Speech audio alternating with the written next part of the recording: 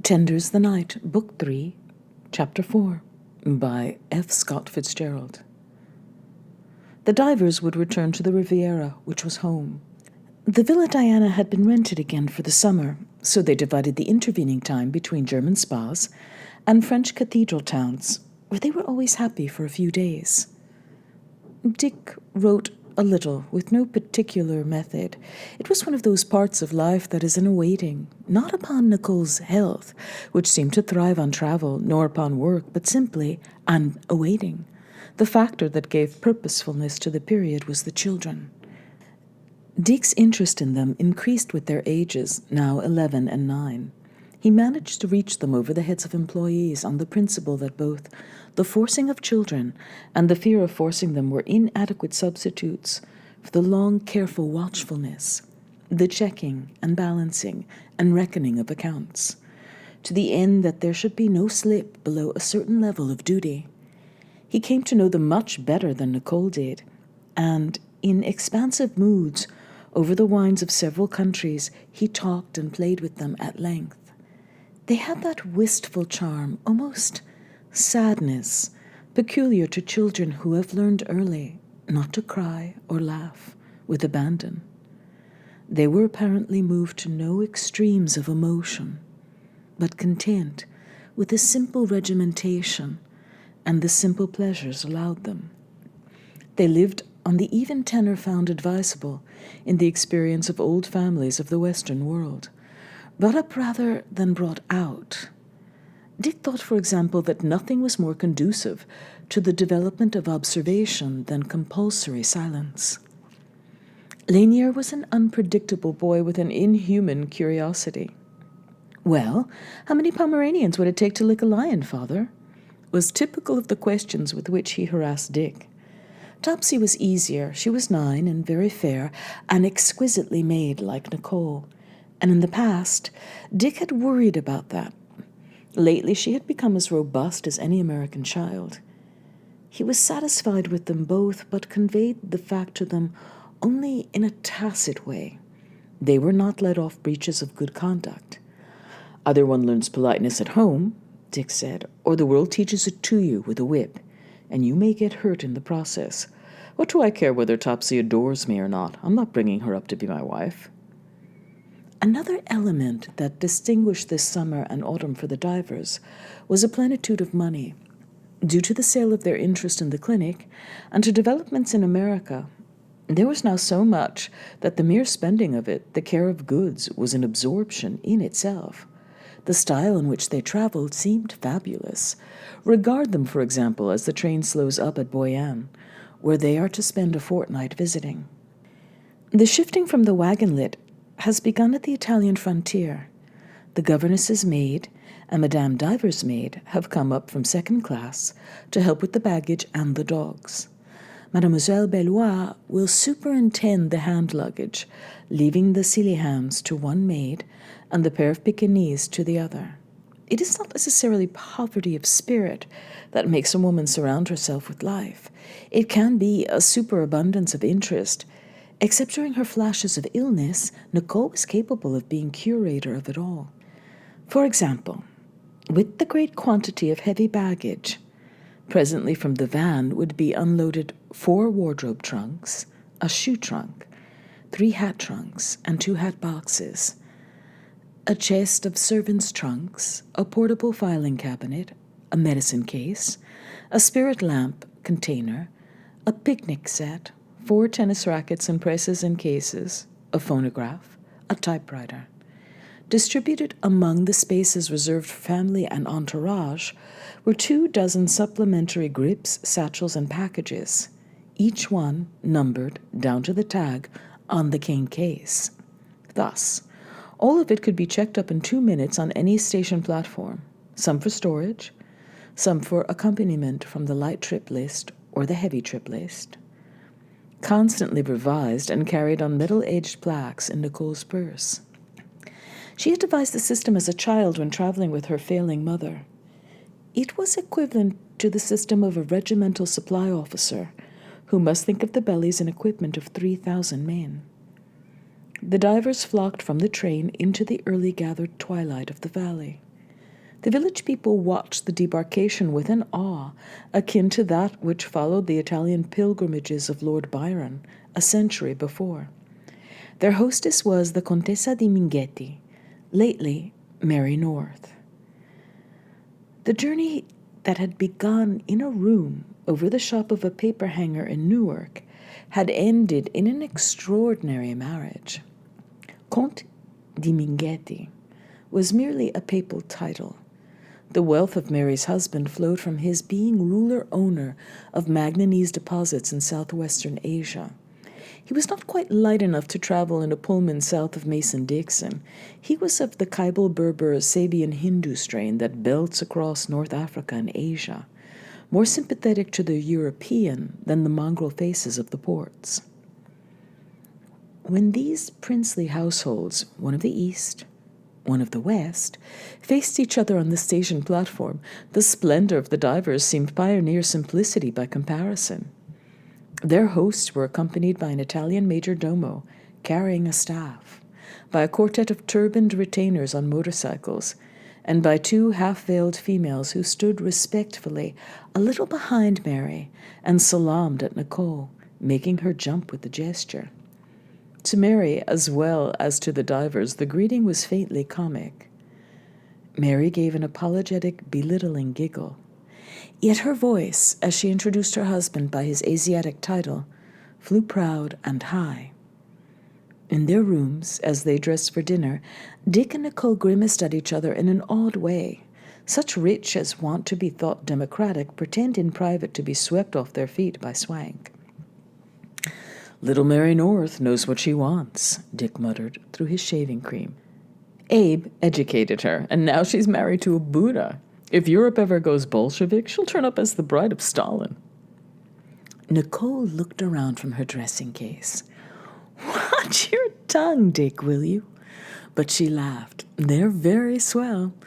The warships all fire at them or salute them or something. Mary rides in the royal bus in London." "All right," he agreed. As he heard Nicole at the door asking for pins, he called, "I wonder if I could have some whiskey. I feel the mountain air." "She'll see to it." Presently, Nicole called through the bathroom door. "It was one of those women who were at the station. She has her veil off." "What did Mary tell you about life?" he asked. "She didn't say much. She was interested in high life. She asked me a lot of questions about my genealogy and all that sort of thing, as if I knew anything about it. But it seems the bridegroom has two very tan children by another marriage, one of them ill with some Asiatic thing they can't diagnose. I've got to warn the children. Sounds very peculiar to me.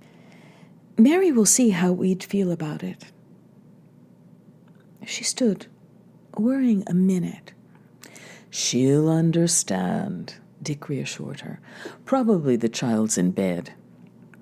At dinner, Dick talked to Hussein, who had been at an English public school. Hussein wanted to know about stocks and about Hollywood, and Dick, whipping up his imagination with champagne, told him preposterous tales. "Billions?" Hussein demanded.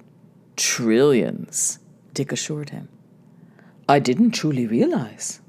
"Well, perhaps millions," Dick conceded. "Every hotel guest is assigned a harem, or what amounts to a harem." "Other than the actors and directors?" "Every hotel guest, even traveling salesmen. Why, they tried to send me up a dozen candidates, but Nicole wouldn't stand for it." Nicole reproved him when they were in their room alone. "Why so many highballs? Why did you use your word spick in front of him?" "Excuse me, I meant smoke. The tongue slipped." "Dick, this isn't faintly like you." "Excuse me again. I'm not much like myself anymore." That night, Dick opened a bathroom window, giving on a narrow and tubular court of the chateau. Gray as rats, but echoing at the moment to plaintive and peculiar music. Sad as a flute. Two men were chanting in an Eastern language or dialect full of K's and L's. He leaned out, but he could not see them. There was obviously a religious significance in the sounds, and tired and emotionless, he let them pray for him too. But what for, save that he could not lose himself in his increasing melancholy, he did not know. Next day, over a thinly wooded hillside, they shot scrawny birds, distant poor relations to the partridge. It was done in a vague imitation of the English manner, with a corps of inexperienced beaters whom Dick managed to miss by firing only directly overhead. On their return, Lanier was waiting in their suite. "Father, you said tell you immediately if we were near the sick boy." Nicole whirled about, immediately on guard. "So, Mother," Lanier continued, turning to her, "the boy takes a bath every evening, and tonight he took his bath just before mine, and I had to take mine in his water, and it was dirty." "What? Now what?" "I saw them take Tony out of it, and then they called me into it, and the water was dirty." "But did you take it?" "Yes, Mother." "Heavens!" she exclaimed to Dick. He demanded, "Why didn't Lucien draw your bath?" "Lucien can't. It's a funny heater. It reached out of itself and burned her arm last night, and she's afraid of it, so one of those two women—" "You go into this bathroom and take a bath now." "Don't say I told you," said Lanier. From the doorway, Dick went in and sprinkled the tub with sulfur. Closing the door, he said to Nicole, "Either we speak to Mary, or we'd better get out." She agreed, and he continued, "People think their children are constitutionally cleaner than other people's, and their diseases are less contagious." Dick came in and helped himself from the decanter, chewing a biscuit savagely in the rhythm of the pouring water in the bathroom. "Tell Lucienne that she's got to learn about the heater," he suggested.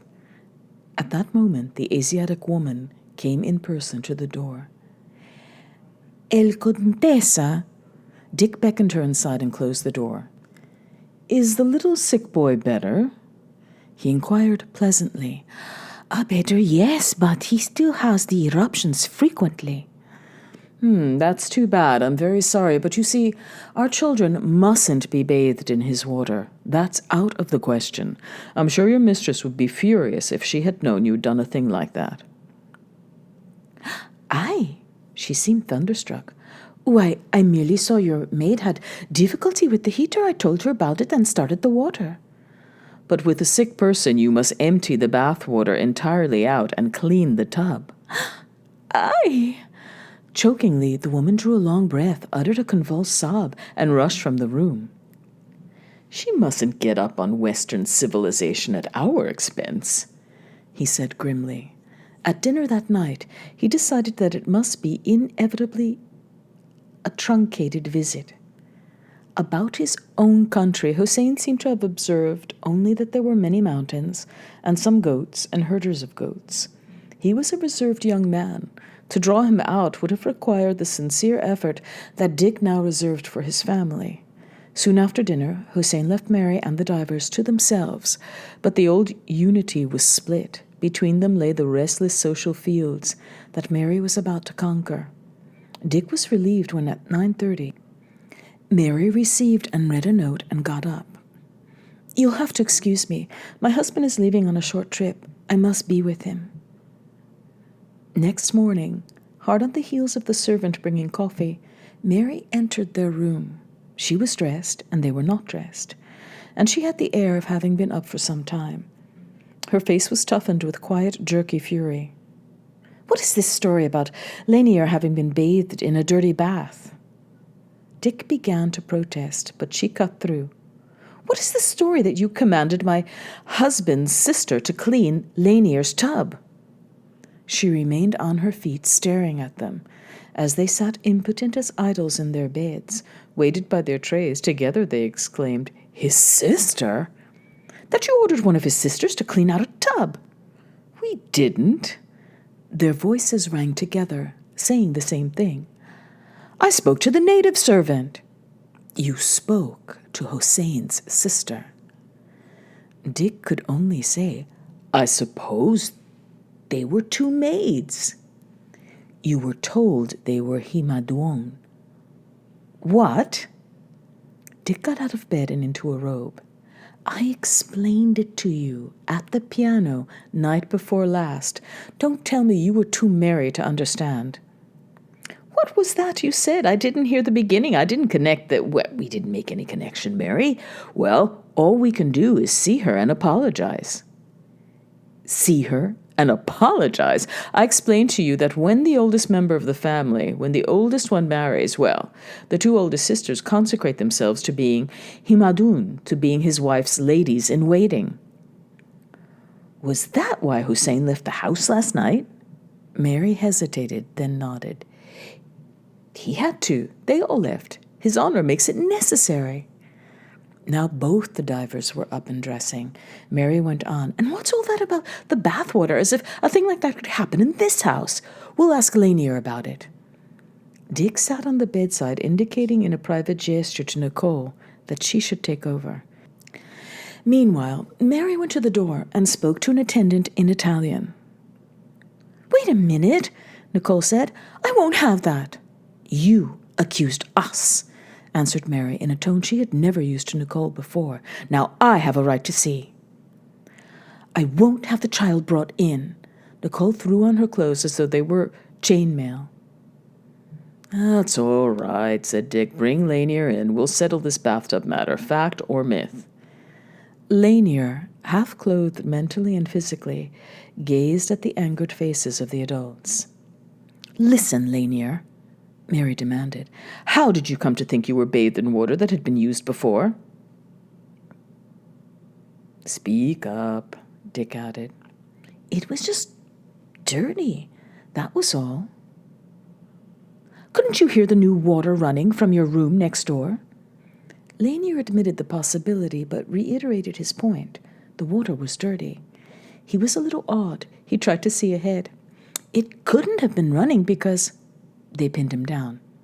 Why not? He stood in his little kimono, arousing the sympathy of his parents, and further arousing Mary's patience. Then he said, The water was dirty. It was full of soap suds. When you're not sure what you're saying, Mary began, but Nicole interrupted. Stop it, Mary. If there were dirty suds in the water, it was logical to think it was dirty. His father told him to come. There couldn't have been dirty suds in the water. Lanier looked reproachfully at his father, who had betrayed him. Nicole turned him about by the shoulders and sent him out of the room.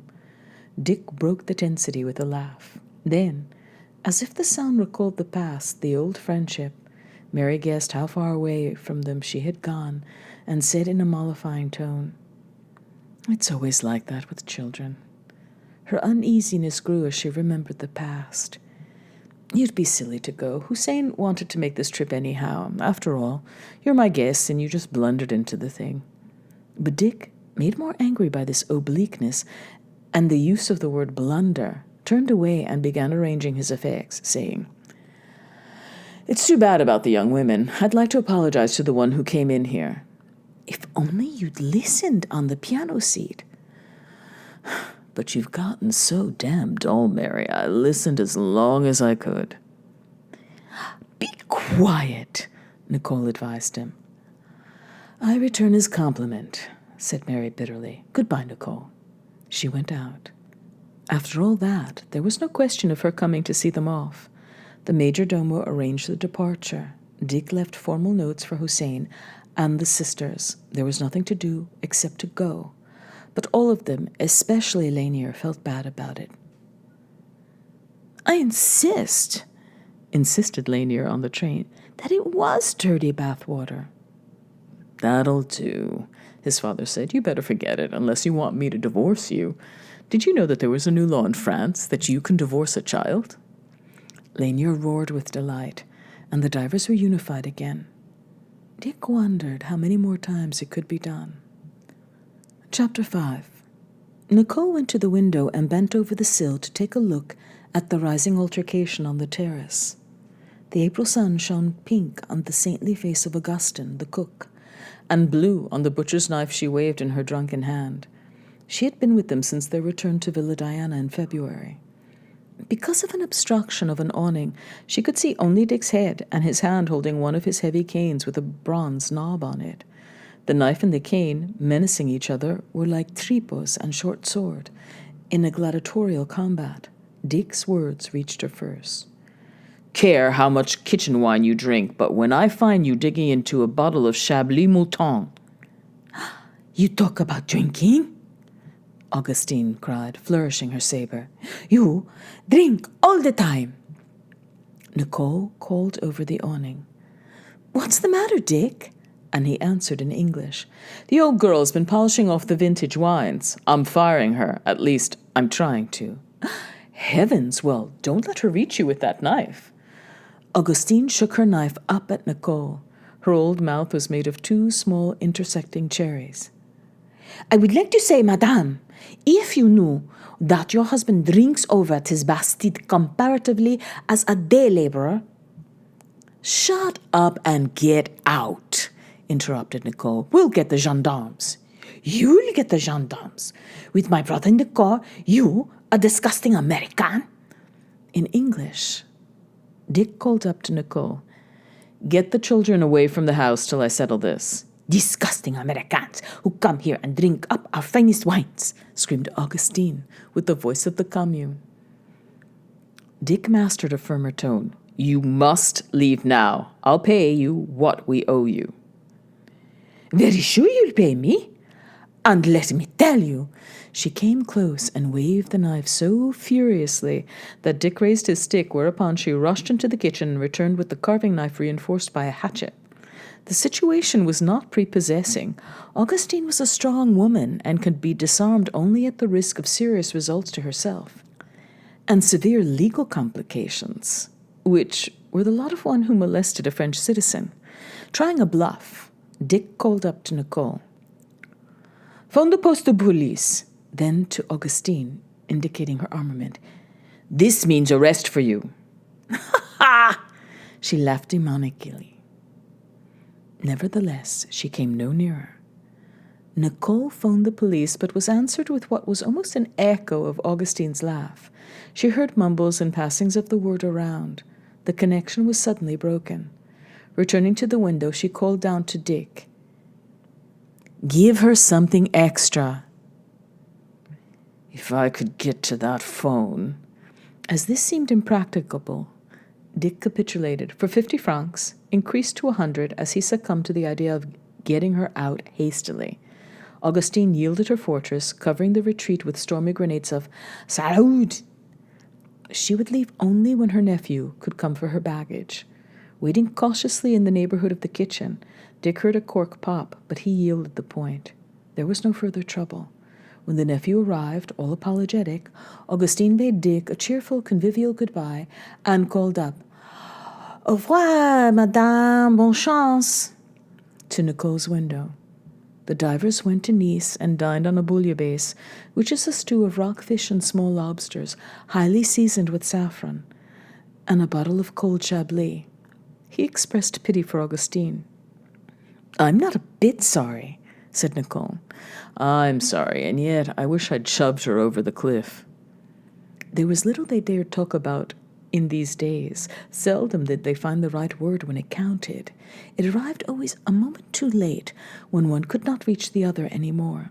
Tonight, Augustine's outburst had shaken them both from their separate reveries. With the burn and chill of the spiced broth and the parching wine, they talked. We can't go on like this, Nicole suggested. Or can we? What do you think? Startled that for the moment Dick did not deny it, she continued, Some of the time, I think it's my fault. I've ruined you. So I'm ruined, am I? He inquired pleasantly. I didn't mean that, but you used to want to create things. Now you seem to want to smash them up. She trembled at criticizing him in these broad terms, but his enlarging silence frightened her even more. She guessed that something was developing behind the silence, behind the hard blue eyes, the almost unnatural interest in the children. Uncharacteristic bursts of temper surprised her. he would suddenly unroll a long scroll of contempt for some person, race, class, way of life, way of thinking. It was as though an incalculable story was telling itself inside him, about which she could only guess at in the moments when it broke through the surface. "After all, what do you get out of this?" she demanded. "Knowing you're stronger every day, knowing that your illness follows the law of diminishing returns." His voice came to her from far off, as though he were speaking of something remote and academic. Her alarm made her exclaim, "Dick!" And she thrust her hand forward to his across the table. A reflex pulled Dick's hand back, and he added, "There's the whole situation to think of, isn't there? There's not just you." He covered her hand with his and said in the old pleasant voice of a conspirator for pleasure, mischief, profit, and delight, "See that boat out there?" It was the motor yacht of T.F. Golding, lying placid among the little swells of the Nisian Bay, constantly bound upon a romantic voyage that was not dependent upon actual motion.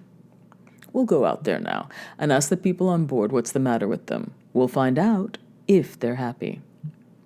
"We hardly know them," Nicole objected. "He urged us. Besides, baby knows him. She practically married him. Doesn't she? Didn't she?" When they put out from the port in a hired launch, it was already summer dusk, and lights were breaking out in spasms along the rigging of the Margin. As they drew up alongside, Nicole's doubts reasserted themselves.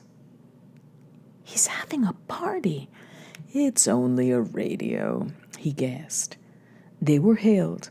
A huge white-haired man in a white suit looked down at them, calling, "Do I recognize the divers? Boat ahoy, Margin!" Their boat moved under the companionway. As they mounted, Golding doubled his huge frame to give Nicole a hand. "Just in time for dinner." A small orchestra was playing astern. "I'm yours for the asking, but till then you can't ask me to behave." And, as Golding's cyclonic arms blew them aft without touching them, Nicole was sorrier they had come and more impatient at Dick. Having taken up an attitude of aloofness from the gay people here, at the time when Dick's work and her health were incompatible with going about, they had a reputation as refusers. Riviera replacements during the ensuing years interpreted this as a vague unpopularity. Nevertheless, having taken such a stand, Nicole felt it should not be cheaply compromised for a momentary self-indulgence. As they passed through the principal salon, they saw ahead of them figures that seemed to dance in the half-light of the circular stern. This was an illusion made by the enchantment of the music, the unfamiliar lighting, and the surrounding presence of water. Actually, save for some busy stewards, the guests loafed on a wide divan that followed the curve of the deck. There were a white, a red, a blurred dress, the laundered chests of several men, of whom one, detaching and identifying himself, brought from Nicole a rare little cry of delight. "Tommy!" Brushing aside the Gallicism of his formal dip at her hand, Nicole pressed her face against his. They sat, or rather lay down together, on the Antoninian bench. His handsome face was so dark as to have lost the pleasantness of deep tan, without attaining the blue beauty of Negroes. It was just worn leather. The foreignness of his depigmentation by unknown suns, his nourishment by strange soils, his tongue awkward with the curl of many dialects, his reactions attuned to odd alarms, these things fascinated and rested Nicole. In the moment of meeting, she lay on his bosom, spiritually going out and out. Then self-preservation reasserted itself, and retiring to her own world, she spoke lightly. "You look just like all the adventurers in the movies. But why do you have to stay away so long?" Tommy Barban looked at her, uncomprehending but alert. The pupils of his eyes flashed. 5 years, she continued in a throaty mimicry of nothing. Much too long. Couldn't you only slaughter a certain number of creatures and then come back and breathe our air for a while? In her cherished presence, Tommy Europeanized himself quickly. Mais pour nous, héros, he said, il nous faut du temps, Nicole. Nous éprouvons par faire des petits exercices de remise. Il faut faire les grandes compositions. Talk English to me, Tommy. Parlez français avec moi, Nicole. But the meanings are different. In French, you can be heroic and gallant with dignity, and you know it. But in English, you can't be heroic and gallant without being a little absurd, and you know that too. That gives me an advantage. But after all, he chuckled suddenly, even in English, I'm brave and heroic and all that. She pretended to be groggy with wonderment, but he was not abashed. I only know what I see in the cinema, he said. Is it all like the movies? The movies aren't so bad. Now this Ronald Goldman, have you seen his pictures about the Côte d'Afrique du Nord? They're not bad at all. Very well. Whenever I go to the movies, I'll know you're going through just that sort of thing at that moment. As she spoke, Nicole was aware of a small, pale, pretty young woman with lovely metallic hair, almost green in the deck lights, who had been sitting on the other side of Tommy, and might have been either part of their conversation or of the one next to them. She had obviously had a monopoly of Tommy, for now she abandoned hope of his attention, with what was called ill grace, and petulantly crossed the crescent of the deck. After all, I am an hero, Tommy said calmly, only half joking. I have ferocious courage, usually. Something like a lion, something like a drunken man. Nicole waited until the echo of his boast had died away in his mind. She knew he had probably never made such a statement before. Then she looked among the strangers and found, as usual, the fierce neurotics, pretending calm, liking the country only in horror of the city, of the sound of their own voices, which had set the tone and pitch. She asked, "Who is the woman in white?" The one who was beside me? Lady Caroline Siblibia. They listened for a moment to her voice across the way. The man's a scoundrel, but he's a cat of the stripe. We sat up all night playing two-handed chemin de fer, and he owes me 1,000 Swiss. Tommy laughed and said, She is now the wickedest woman in London. Whenever I come back to Europe, there's a new crop of the wickedest women from London. She's the very latest, though I believe there is now one other who considers her almost as wicked. Nicole glanced again at the woman across the deck. She was fragile, tubercular. It was incredible that such narrow shoulders, such puny arms could bear aloft the pennon of decadence, last ensign of the fading empire. Her resemblance was rather to one of John Hild's flat-chested flappers than to the hierarchy of tall, languid blondes who had posed for painters and novelists since before the war. Golding approached, fighting down the resonance of his huge bulk, which transmitted his will as through a gargantuan amplifier, and Nicole, still reluctant, yielded to his reiterated points, that the margin was starting for Cannes immediately after dinner, that they could always pack in some caviar and champagne, even though they had dined, that in any case, Dick was now on the phone, telling their chauffeur and niece to drive their car back to Cannes and leave it in front of the Café des Alliés, where the divers could retrieve it. They moved into the dining salon, and Dick was placed next to Lady Siblebier. Nicole saw that his usually ruddy face was drained of blood. He talked in a dogmatic voice, of which only snatches reached Nicole. It's all right for you English. You're doing a dance of death. Sepois in the ruined fort. I mean, Sepois at the gate and gaiety in the fort and all that. The green hat, the crushed hat, no future. Lady Caroline answered him in short sentences, spotted with the terminal.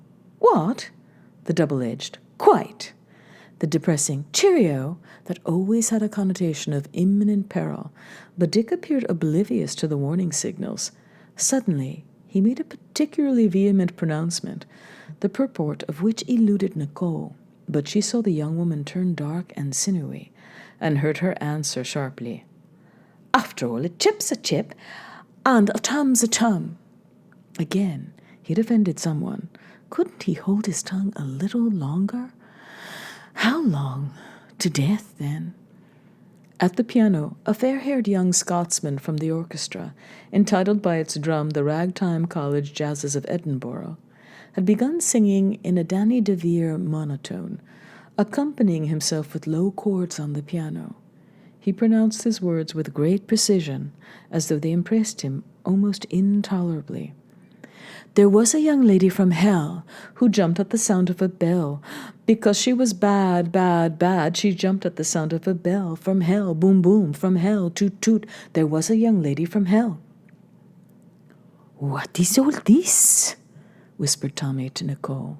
The girl on the other side of him supplied the answer.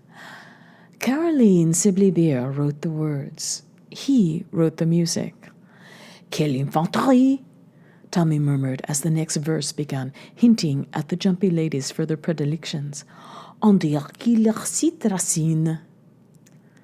On the surface, at least, Lady Caroline was paying no attention to the performance of her work. Glancing at her again, Caroline found herself impressed, neither with the character nor the personality, but with the sheer strength derived from an attitude.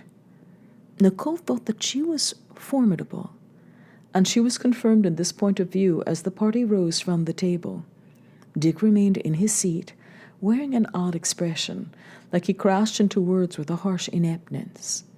"I don't like innuendo in these deafening English whispers." Already halfway out of the room, Lady Caroline turned and walked back to him. She spoke in a low-clipped voice, purposely audible to the whole company. "You came to me asking for it, disparaging my countrymen, disparaging my friend, Mary Minghetti. I simply said you were observed associating with a questionable crowd in Lausanne.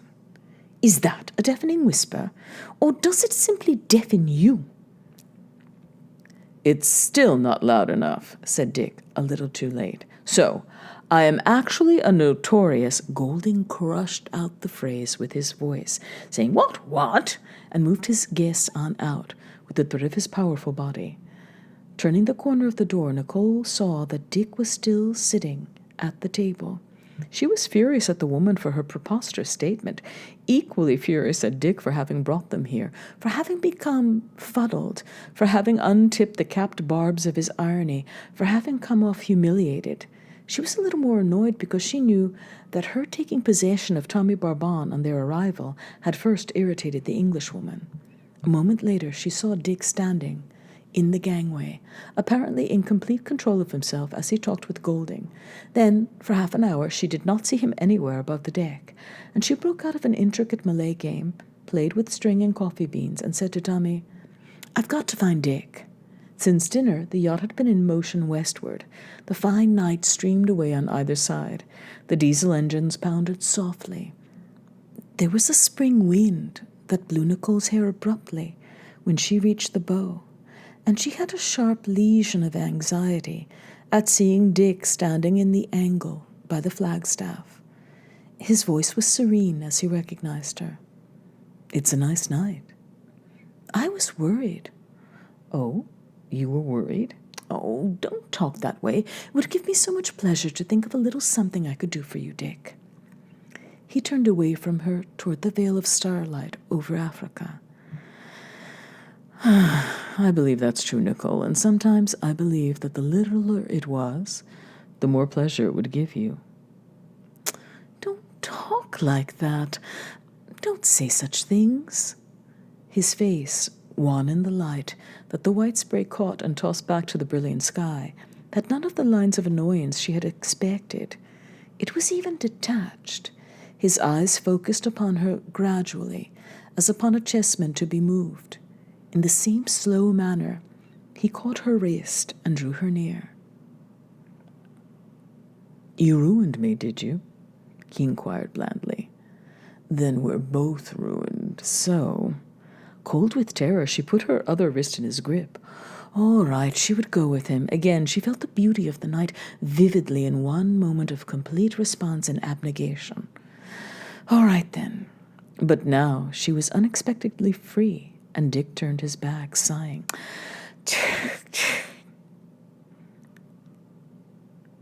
Tears streamed down Nicole's face. In a moment, she heard someone approaching. It was Tommy. "You found him. Nicole thought you jumped overboard, Dick," he said, "because that little English pool slanged you." "It may be a good setting to jump overboard," said Dick mildly. "Wouldn't it?" agreed Nicole, hastily. "Let's borrow life preservers and jump over. I think we should do something spectacular. I feel that all our lives have been too restrained." Tommy sniffed from one to the other, trying to breathe in the situation with the night. "We'll go ask the lady beyond ale what to do. She should know the latest things. And we should memorize her song. There was a young lady from l'Enfer. I shall translate it and make a fortune from its success at the casino." "Are you rich, Tommy?" Dick asked him as they retraced the length of the boat. "Not as things go now. I got tired of the brokerage business and went away, but I have good stocks in the hands of friends who are holding it for me. All goes well." "Dick's getting rich," Nicole said. In reaction, her voice had begun to tremble. On the afterdeck, Golding had fanned 3 pairs of dancers into action with his colossal paws. Nicole and Tommy joined them, and Tommy remarked, "Dick seems to be drinking." "Only moderately," she said loyally. "There are those who can drink and those who can't. Obviously, Dick can't. You ought to tell him not to." "I?" she exclaimed in amazement. "I tell Dick what he should do or shouldn't do?" But in a reticent way, Dick was still vague and sleepy when they reached the pier at Cannes. Golding buoyed him down into the launch of the Margin, whereupon Lady Caroline shifted her place conspicuously. On the dock he bowed goodbye with exaggerated formality, and for a moment he seemed about to speed her with a salty epigram, but the bone of Tommy's arm went into the soft part of his, and they walked to the attendant car. "I'll drive you home," Tommy suggested. "Don't bother. We can get a cab." "I'd like to, if you can put me up." On the back seat of the car, Dick remained quiescent until the yellow monolith of Golf Juan was passed, and then the constant carnival at Juan-les-Pins, where the night was musical and strident in many languages. When the car turned up the hill toward Tom, he sat up suddenly, prompted by the tilt of the vehicle, and delivered a peroration.